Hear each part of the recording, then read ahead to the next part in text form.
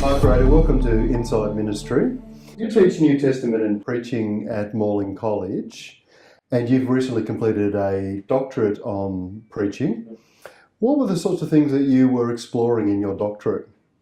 The essence of the doctoral project that I did, it was a doctor of ministry, so it had a research component, a human research component of it, was focused on feedback for preachers. The general anecdotal evidence that, both from my own experience, from pastors that I spoke to, was that they had a lot of low-level informal feedback. Thank you, pastor, that was great. Thank you for your word, whatever it might have been, great talk. But nothing that was particularly helpful for development. And so I was focusing on trying to develop some sort of a tool that might be more useful for the development of preachers. And the first step of that was getting some good feedback. Why do you think it is that we haven't necessarily given communicators lots of honest or systematic feedback in the past? Yeah, I think there's a few reasons for it. I think that for many parishioners, they don't feel like they have they don't have the skills. I know a good house when I see one. I know a good steak when I eat one, but I don't necessarily know the technical components that go into that. And so I don't feel like I'm in a position to say to a chef or to an architect, "Oh, well, what do you know?" Yeah. And I think lots of parishioners probably feel the same way. They think, "Oh, I don't really know." They don't know the language, the technical language for it. But one of the things that came out in the research, because we interviewed both pastors and parishioners, was essentially that pastors never ask for it. So if you never ask for it, you're never going to receive it. So and preachers at the same time were also, I think, very hesitant to ask for feedback. I didn't explore this a lot, but the lady who was helping me facilitate the focus groups, she noted on a number of occasions how negatively feedback was assumed to be. So whenever we talk feedback, people didn't think automatically, "Oh, here's a great opportunity to develop and get some insight." It was always deemed to be negative. Yeah. And therefore, I think pastors were fearful of it. And I think, probably rightly so in some ways. What do you think are the skills and qualities that effective communicators need today? Yeah, I think that there's a few, I think, that are timeless qualities. One of them is clarity. We just need to be able to think really clearly and present clear ideas. I think preachers do well when they learn to use structures, because that facilitates clarity. And we tend to, I think, really like the inductive narrative models. We like the idea of telling stories, but I think we don't do it very well, and therefore we just end up being unclear rather than helpful. And I think one of the other, and this has become a particular kind of, I guess, a personal issue, and that's about being able to exegete culture in order to show where the gospel connects with the culture. And I reflected on my own kind of education, I suppose, in preparation for preaching.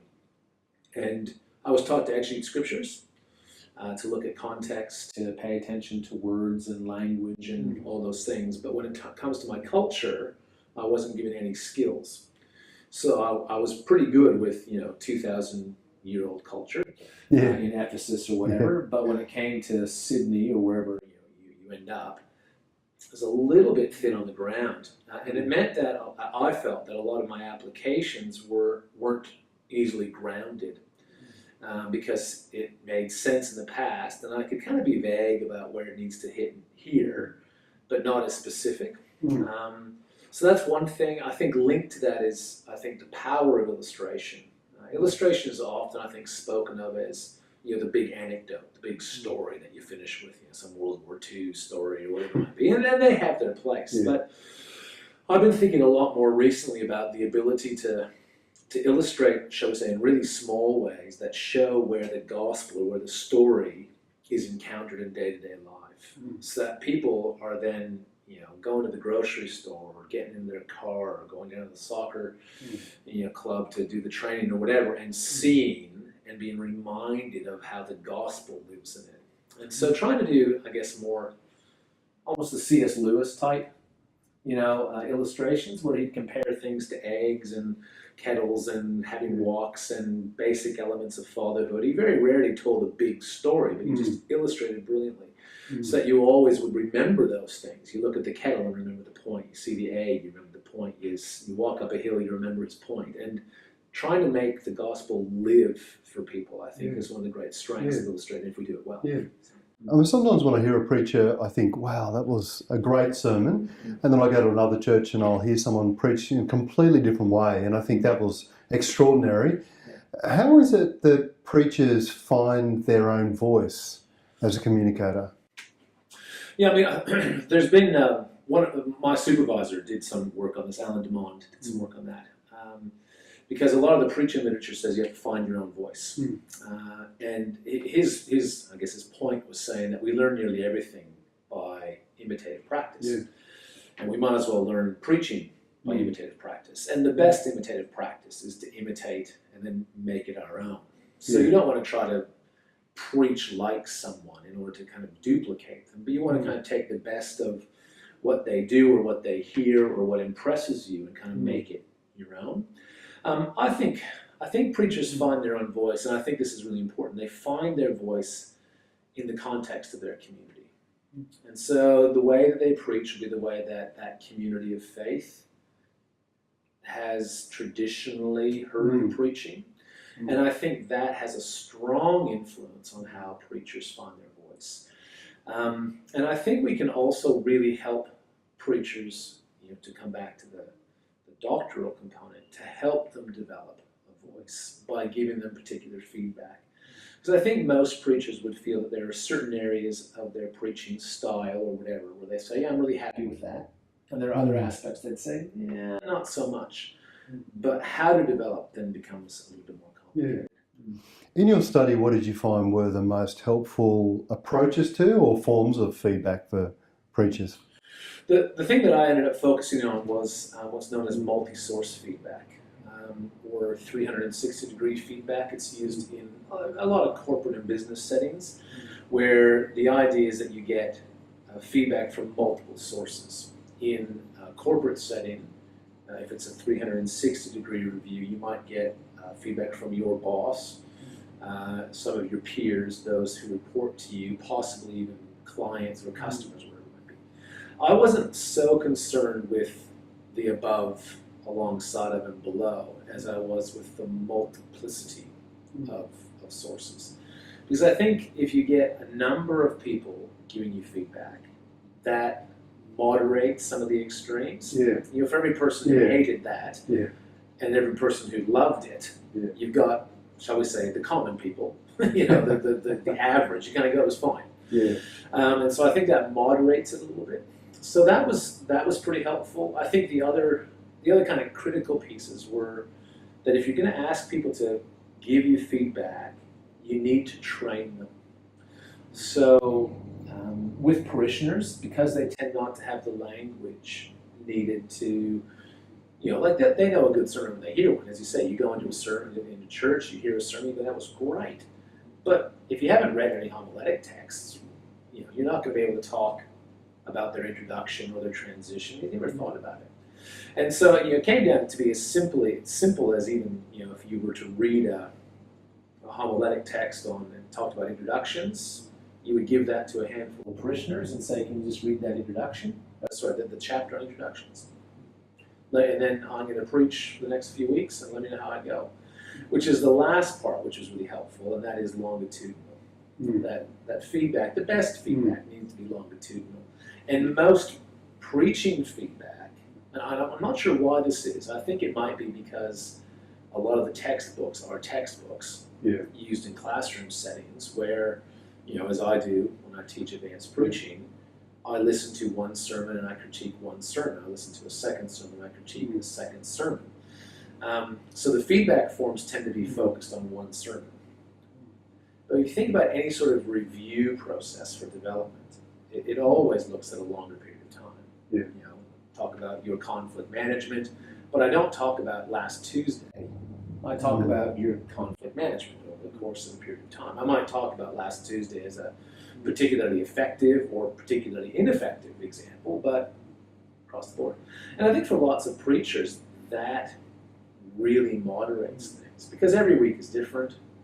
There might be a funeral, or it's Easter, or it's a passage that you're preaching on that you've never preached on before, and therefore there's a whole lot of work that's needed. It might be outside of your natural comfort zone.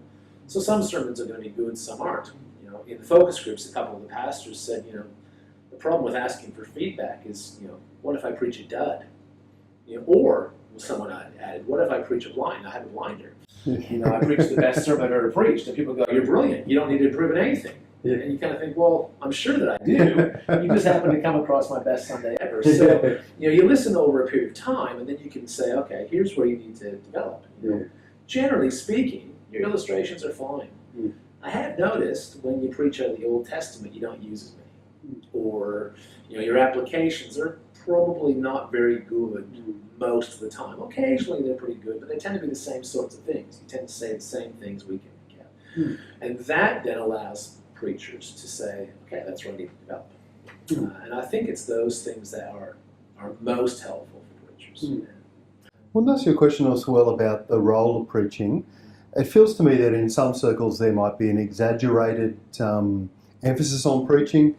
In other circles, it feels like there's no confidence anymore in public communication. What's your sense about the role of preaching these days, and what does it achieve or not achieve? Personally, I find that there's tremendous power and influence in the pulpit. That is, I think, in part because I've worked in an evangelical church where preaching is held in high regard. That certainly helps.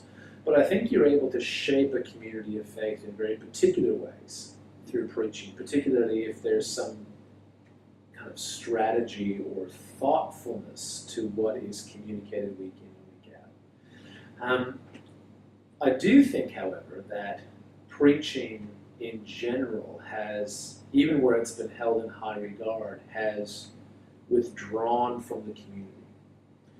So that a lot of what we would hold up as some of the best preaching today is exegetical preaching. It's expository preaching. And I don't have any argument with that, except that it's very easy for there to be a sermon that is a very good explanation of Matthew 4 that doesn't actually connect with my world. So I walk away knowing more about Matthew 4, possibly having some application for my personal life. But where, and I find this remarkably challenging myself, where are the sermons that talk about politics? Where are the sermons that talk about the interrelationship between the gospel and consumerism, or materialism, or sport, or whatever it might be? And I don't think we build enough bridges, and I should say I don't think I build enough bridges in that sense. And so I think that preaching has, in many ways, reflected, I guess, some of the patterns of the church with kind of the Christendom motif. It's just kind of lived in this assumed society where the Bible is well known, and culture has moved on, and there's that gap. And I think, again, my reflection is that the church in the West is slowly finding its voice again, to begin to speak into those situations and circumstances. And I think preaching plays a pretty significant role in that. One of the things that I've been able to do through some of the teaching is read up on kind of the history of preaching. And one of the things that struck me as I was reading is that kind of the examples that were given in each age of church history, the best preachers, they seem to have a number of things in common. They used, it seems, the best kind of exegetical models. So if allegory was hot, you found it in the pulpit. Yeah. If exposition was hot, you found it in the pulpit. You see it now. Narrative is hot. You find it in the pulpit.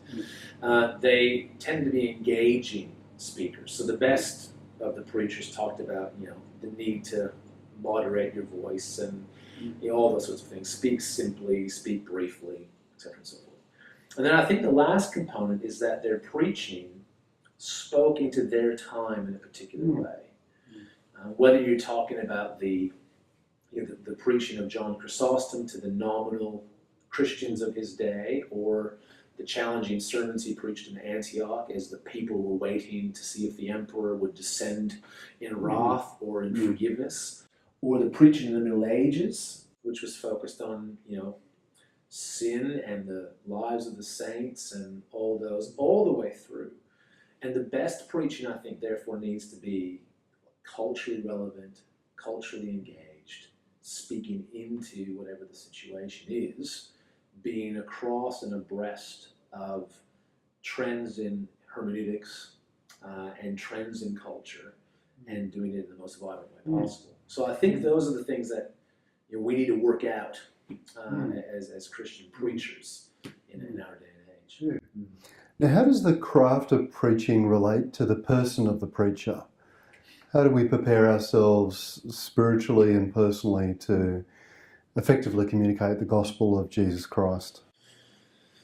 Yeah, I think that, again, there are a few things that I've reflected on over the time that I've both been teaching, preaching, but also just, I guess, thinking about it. One of the things that I reckon is really quite critical is that we build some sort of a bridge between the art and the science of preaching. We tend to focus on the art side. So the story that I've heard duplicated over and over again, and is evident even in my life, is we find some young person who is spiritually maturing, is comfortable in front of people, who has some leadership ability, and we say, you should have a shot at preaching. And because they're spiritually maturing, good in front of people, and have some leadership skills, they do okay. Yeah. But because that's how we set them out, we kind of, without saying it, we make preaching this kind of very spiritual art that you either intuitively get or you don't. Yeah. So I was preaching for a decade probably before I read a text on homiletics, which is ludicrous. There's no other field that you'd be able to get away with that. And so I think one of the things that we need to do is to help hold together the tension of art and craft, that there's something that's learned in this. And the homiletic texts are really interesting because they all say the same things in lots of ways, in lots of places. And there's variation as you go through, different structures, different emphases, but essentially there's a great deal in it about an introduction. A good introduction has always looked basically the same. A good conclusion has basically looked the same. They all serve the same purposes. They're supposed to be brief and specific and concrete and lead into and all those sorts of things. So I think that's one piece for me that I think is really important, that very early on we help people recognize that this is a craft. It's more than just some anointing. Yeah. There's certainly anointing. Yeah. There's certainly a spiritual transaction that takes place. But if we ignore the craft, I think we undersell the importance of what we do. So I think that's a fairly important piece, because that sets preachers on the path to development. And their development then becomes not only craft specific, working on illustrations and working on exegeting culture and scripture and applications and those things, but also then allows for the ongoing process of discipleship. I think that there needs to be the development of, I don't really like the term, but an authentic spirituality, a lived out spirituality that allows for the preacher to consider the spiritual component of what they do. I suppose is how I would frame it up. And that kind of connection then I think helps preachers find their feet and find their voice a little bit as well, as they're thinking through both the craft and the spirit of preaching. Is there anything else you want to say to us about preaching today? As you mentioned before, there has been a loss of confidence in the pulpit. And I think therefore there's an uncertainty about its role. I think that we need more good preachers. Lord bless us with more brilliant preachers, but I think we need more good preachers. We need preachers who take seriously the call to preach, who take seriously the craft of preaching, who work hard to develop not only their character and their discipleship, but also their skillfulness in order that we do the best we can to help develop and establish Christians in terms of what they believe and, more importantly, the significance of what they believe in their day-to-day lives.